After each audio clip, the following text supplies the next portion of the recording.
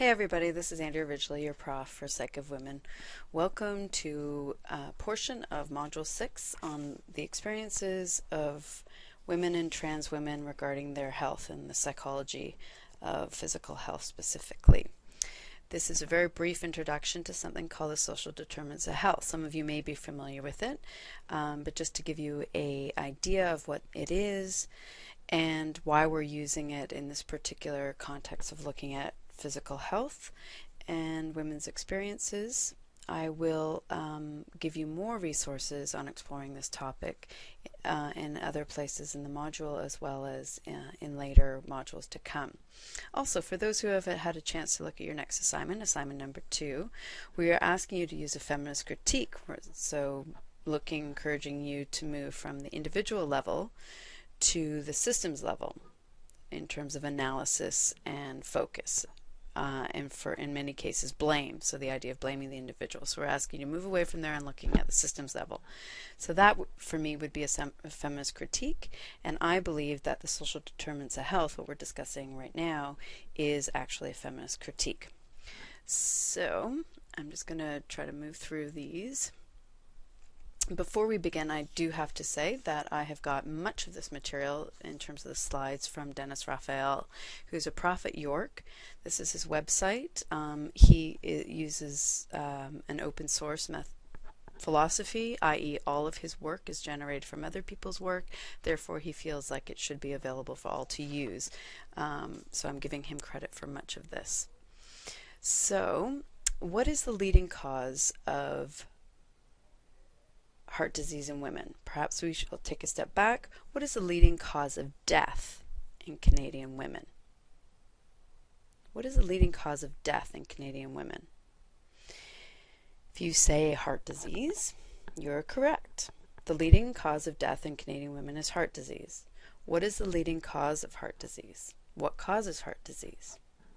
So just think about that. So what causes heart disease in women? Save your thoughts for the end of the presentation. We'll see where you go with it. So depending on how you answered, what you think causes heart disease in women may indicate what you believe in terms of what's called the determinants of health. What causes heart disease? So one view would be this is a quote from the former Federal Minister of Health, who states, "People have to take charge of their own health by losing weight, watching their diet, and not smoking. Otherwise, the demands on Medicare will become so great, it will be very hard for us to sustain it. It will die of overuse." So again, this is one view looking at the individual's behaviors in terms of health and well-being, and it being determined by the choices we make as individuals. It's often called lifestyle choices. Another view, and what we're going to focus mainly on today, is looking at the inequality in health. So this is a quote from one of the authors who talks about inequities in health. And they state, "It is one of the greatest of contemporary social injustices that people who live in the most disadvantaged circumstances have more illness, more disability, and shorter lives than those who are more affluent.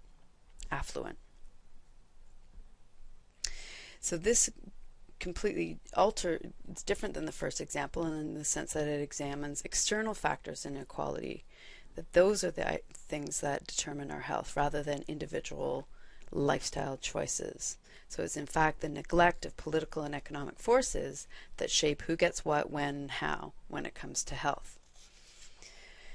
So this is not a new idea, just to let you know. A great, one of my favorite playwrights, Bertolt Brecht, wrote in the 1900s. This is a quote from one of his plays, and it's part of a worker's speech to a doctor. "We know what makes us ill. When we are ill, we are told that it's you who will heal us. When we come to you, our rags are torn off us, and you listen all over our naked body. As to the cause of our illness, one glance at our rags would tell you more. It is the same cause that wears out our bodies and our clothes." The argument here is that the main factors that determine our individual health is not lifestyle, if we smoke, if we don't work out enough, etc., but our living conditions and how these living conditions affect our alleged choice and impact our ability to make choices. But you wouldn't know that based on our seeming preoccupation with health messaging. It's everywhere, this idea of lifestyle. Huge campaigns. This is one from the Ministry of Public Health. You see them everywhere. This is one that was put out by the Heart Health Campaign. Specifically, if you look in here, you can see how long have your kids been smoking. So this intense kind of focus on you'll never encourage your kids to smoke, but that's just what they're doing when you smoke around them. So the focus on second-hand smoke, the focus on fitness and inactivity. We know all physical activity plays a major role in preventing heart disease. So how come 63% of Canadian women and their families don't get enough exercise? So you can see it right there, the link. It is women, their individual faults that they are not doing enough exercise that is killing them in terms of heart disease. Like another example, your family's favorite vegetable is a healthy diet. We all know how important a healthy diet is in preventing heart disease. So how come nearly 25% of all vegetables eaten by families are fries, right? So again, researchers, scientists, and politicians seem to focus mainly on our individual systems and how to medically treat us. I'm guessing that this is some of the things that you may have said in your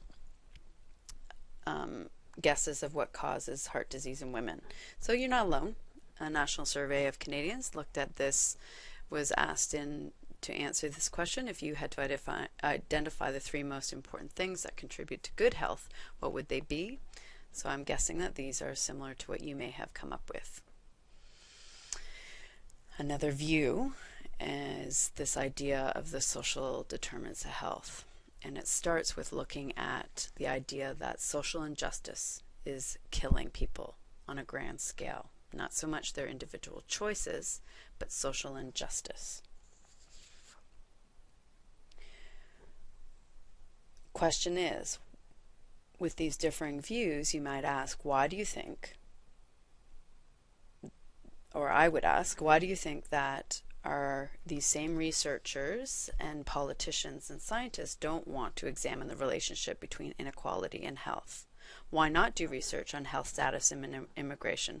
Why not do research on health status and sexism? Why not do research on health status and being differently abled, experiencing the healthcare system if you're transsexual?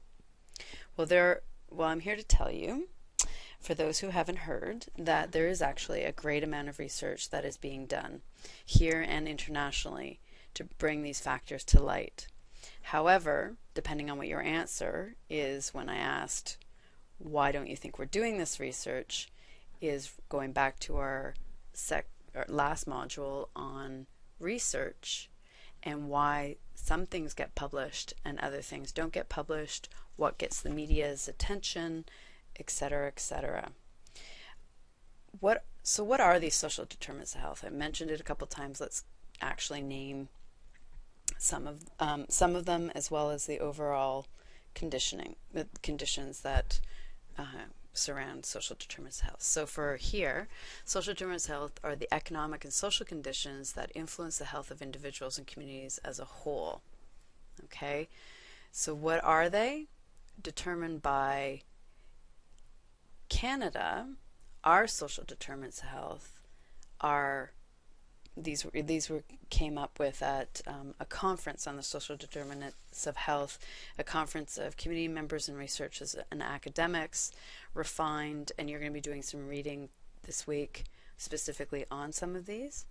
So for example, some of the social determinants of health, your individual health is impacted depending on your Aboriginal status, your gender, if you're differently abled, your housing, your experiences in early life, your income and income distribution, your education, whether you're racialized, employment and working conditions, social exclusion, food insecurity, whether you have access to good nutritious food, social safety net, so what country you live in, and the concern that the government and social policy has around your services, access to health services if they exist or you get access to it, unemployment, and job security. So those are some of the Canadian determined social determinants of health. So these determine whether individuals stay healthy